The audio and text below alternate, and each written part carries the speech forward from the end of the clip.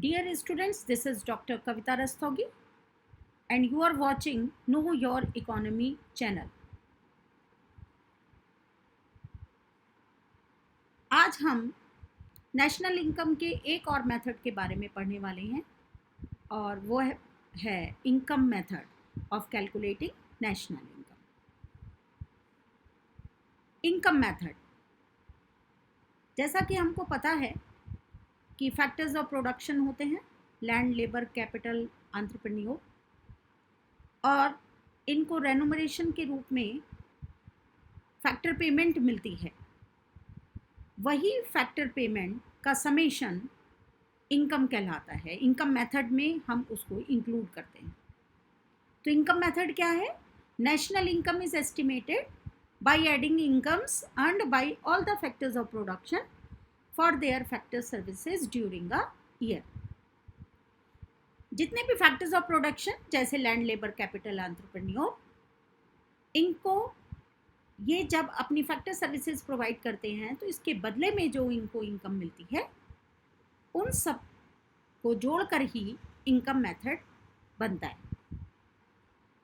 Income method को हम 3 major parts में डिवाइड करेंगे. First one is compensation of employees, second one operating surplus, and third one mixed income.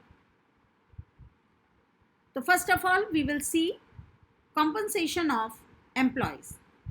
Compensation of employees में कुछ parts होते हैं: wages and salaries in cash, payments in kinds, employers contribution to social security scheme, fourth one is pension on retirement. Operating surplus subdivided into 3 major parts: dividends, corporate/corporation profit tax, and third one is undistributed profit, and the last one mixed income. Now we will see what is meant by compensation of employees. Compensation of employees, it is defined as the total remuneration in cash or in kind payable by the employers to employees in return for work done by them during an accounting year. Compensation of employees में employer यानी कि मालिक के द्वारा employees को दिया जाने वाला जो total remuneration है वो कैश के रूप में भी हो सकता है और some other facilities जिसको हम in kind कहते हैं, kind, सम अदर फैसिलिटीज के रूप में भी हो सकता है. तो main components of compensation of employees, first one wages and salaries in cash, और यहाँ पर हम डिटेल में पढ़ेंगे व्हाट इज काइंड. तो एक तो सैलरी कैश के रूप में मिलती है जिसको हम वेजेस एंड सैलरीज कहते हैं, और दूसरा है काइंड. ये काइंड क्या है? For example, payment of bonus by a firm to its employees, मालिकों द्वारा श्रमिकों को या कर्मचारियों को दिया जाने वाला bonus. Second one, free medical facilities, free meals and rent free house given by the employer. कुछ कंपनीज में या कुछ अदर एंटरप्राइजेज में एम्प्लॉयर के द्वारा, मालिकों के द्वारा फ्री मेडिकल फैसिलिटीज़ या कैंटीन फैसिलिटीज़, फ्री मील्स जिसमें मिलता है, या रेंट फ्री एकोमोडेशन, कुछ इस तरह की फैसिलिटीज़ एम्प्लॉय को दी जाती है. Next one, house rent allowance भी मिलते हैं, चारे जिसको हम कहते हैं. तो हाउस रेंट अलाउंस और लीव ट्रैवल अलाउंस, यानी कि कोई कर्मचारी यदि कहीं घूमने जाता है तो उसका भी अलाउंस मिलता है. And the last one, medical treatment of employees family.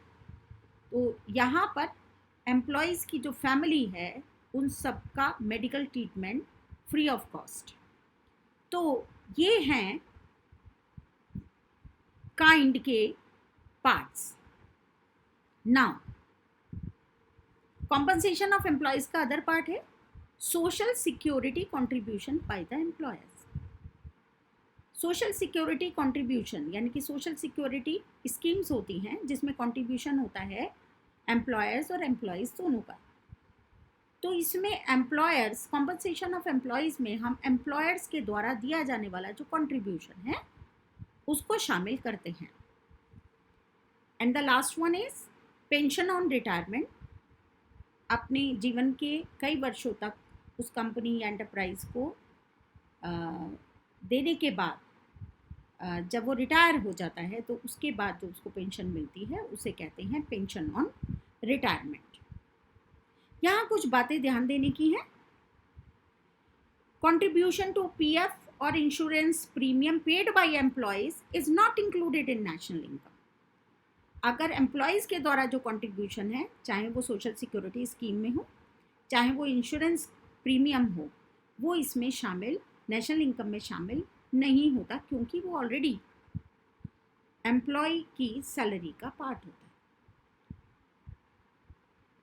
इसी तरह अगर किसी वर्कर को चोट लग जाती है और उसके बदले इंश्योरेंस कंपनी के द्वारा उसको हेल्प की जाती है या उसको कॉम्पनसेशन दिया जाता है, तो वो कॉम्पनसेशन ऑफ एम्प्लॉयज़ की का पार्ट नहीं होता।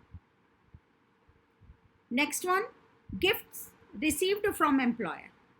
अगर एम्प्लॉयर या मालिक के द्वारा कुछ फेस्टिवल गिफ्ट्स या इंडिपेंडेंस डे पे कुछ गिफ्ट्स दिए जाते हैं वर्कर्स को, तो वो चूंकि ट्रांसफ़र पेमेंट होता है इसलिए उसे नेशनल इनकम में इंक्लूड नहीं करते हैं। Now let's see operating surplus. What is operating surplus? तो operating surplus refers to income from property and entrepreneurship. It includes the following items. तो प्रॉपर्टी और entrepreneurship के बदले जो रेनुमरेशन मिलता है, जो इनकम मिलती है, उसको हम ऑपरेटिंग सरप्लस कहते हैं। तो ऑपरेटिंग सरप्लस की कुछ पार्ट्स हैं, rent and royalty, interest and profit. तो इसको हम मेजर दो पार्ट्स में बांटते हैं। एक है income from property. Income from property के जो पार्ट्स हैं वो है rent and royalty. Rent can be defined as the amount payable to the landlord for the use of land. It also include imputed rent of owner occupied buildings and other properties. तो rent में हम शामिल करते हैं जैसे किसी की ज़मीन के इस्तेमाल के बदले उसको दिया जाने वाला अमाउंट, वो रेंट कहलाता है। लेकिन इसके अंदर एक मालिक जो उस मकान का मालिक है और वो खुद उस घर में रह रहा है या अपनी प्रॉपर्टी को वो यूज़ कर रहा है, तो उसका रेंट भी, जिसको हम इम्प्यूटेड रेंट के नाम से जानते हैं, उसे हम इनकम फ्रॉम प्रॉपर्टी में शामिल करते हैं, वो भी रेंट का ही पार्ट है। Next one is royalty. Royalty is a payment made by one party to another that owns a particular asset for the right to ongoing use of that assets. ये एक पेमेंट है जो एक party के द्वारा दूसरी party को दिया जाता है जिनके पास कुछ पर्टिकुलर एसेट्स होते हैं और उनका उन एसेट्स पर पूरा अधिकार होता है, उसे हम रॉयल्टी कहते हैं। For example, royalty income received by an author of a book from the publisher. ये इसका एक एग्जाम्पल है। ऐसे सम अदर एग्जाम्पल्स भी हैं, जैसे कोई म्यूज़िक कंपनी है, उसने कोई म्यूज़िक कंपोज किया है तो उसके राइट्स भी उसी के पास होंगे। तो अगर कोई और उस म्यूज़िक का यूज़ करना चाहता है तो उनको रॉयल्टी पे करनी होगी। ऑपरेटिंग सरप्लस का एक सब डिवाइडेड पार्ट है इनकम फ्रॉम प्रॉपर्टी, जिसमें आता है interest. Interest is defined as the amount payable to the owners of financial assets in the production unit. It is earned by those who give loan or provide funds. कोई भी enterprises हो या production unit हो, वो financial assets के बिना नहीं चल सकती। तो financial assets मार्केट से भी बोरो करने पड़ते हैं। तो बोरो करने के बाद उनके ऑनर्स को जो अमाउंट पे किया जाता है उसे हम इंटरेस्ट कहते हैं। It is earned bye those who give loan और प्रोवाइड फंड्स। तो ये उनको प्राप्त होता है जो कि लोन प्रोवाइड करते हैं। अब आ जाता है इनकम फ्रॉम एंटरप्रेन्योरशिप। तो income from entrepreneurship, it is a residual factor payment to the owners of an enterprise. It is earned for bearing risk and uncertainties of the enterprises. ये एक residual factor payment है, एक प्रकार की बचत है to the owners of the enterprise. उस enterprise के ऑनर के पास होती है, जिस ये उसको रिस्क के बदले या अनसर्टेनिटीज, जो अनिश्चितताएं होती हैं, उसको सहन करने के बदले मिलता है।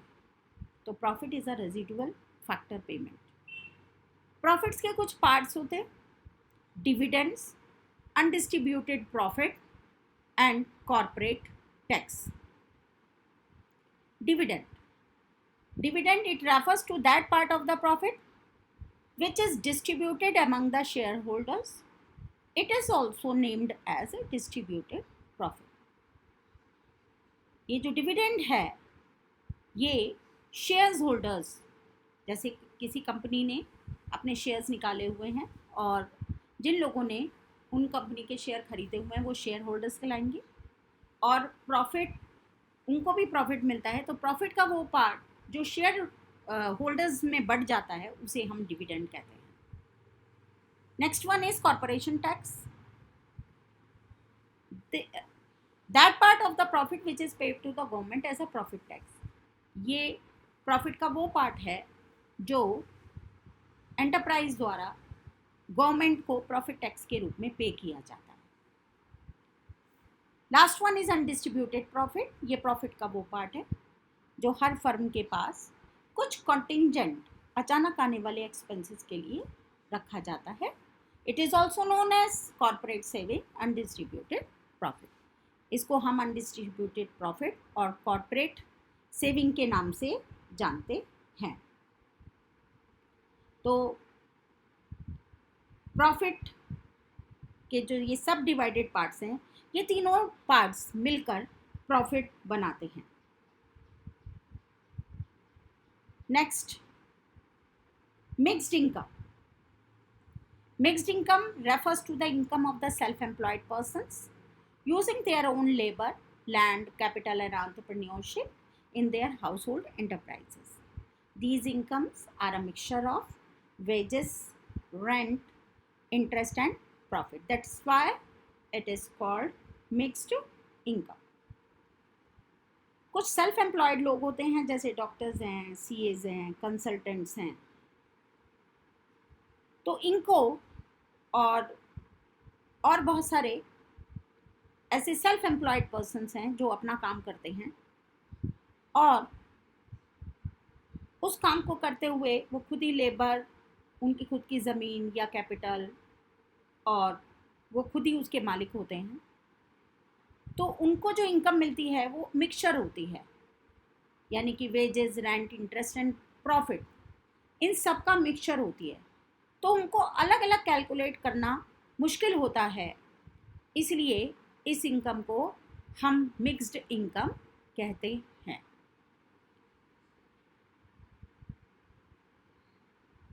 अब इनकम मेथड कैसे कैलकुलेट होगा? तो जैसा कि हम जानते हैं कि डोमेस्टिक इनकम मतलब NDP@FC।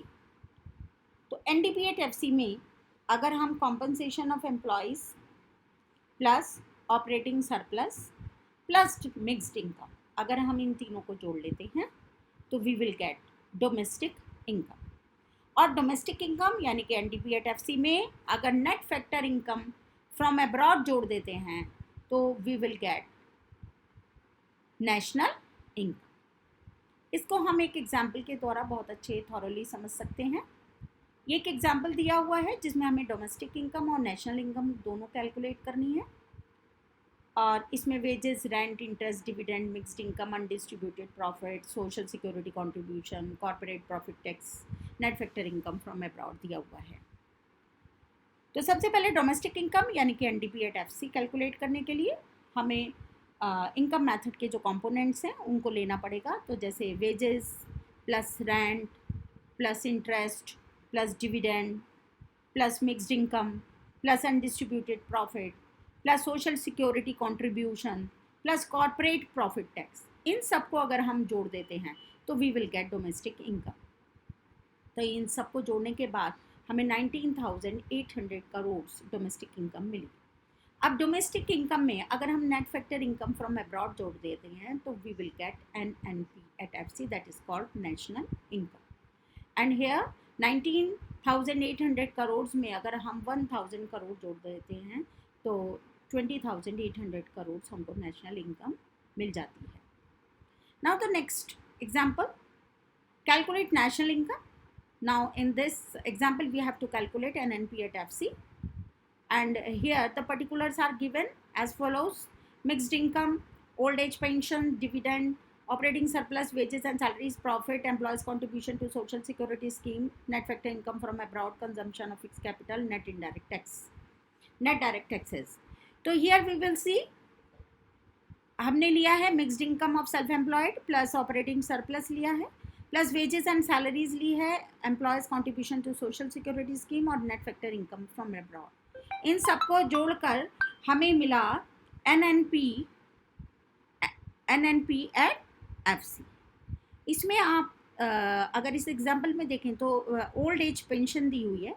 ओल्ड एज पेंशन और रिटायरमेंट में ये डिफरेंस है कि वो सर्विसेज के बदले मिलती है और old age pension transfer payment होता है, ये ट्रांसफ़र इनकम होती है, that's why it is not included in national income. तो ये हमने पढ़ा कि नेशनल इनकम से